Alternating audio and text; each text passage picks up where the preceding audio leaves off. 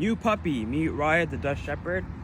One thing I love to focus on when owning a new puppy is building a relationship with them, because it's very important, but also building their confidence and trust between us two.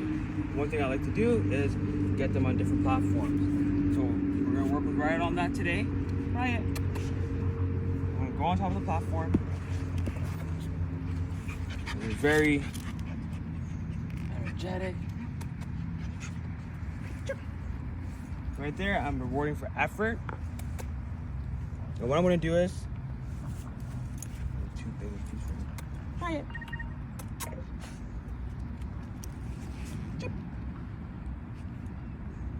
And what I'm gonna do is now is I'm gonna help him pick up his little bum and help him.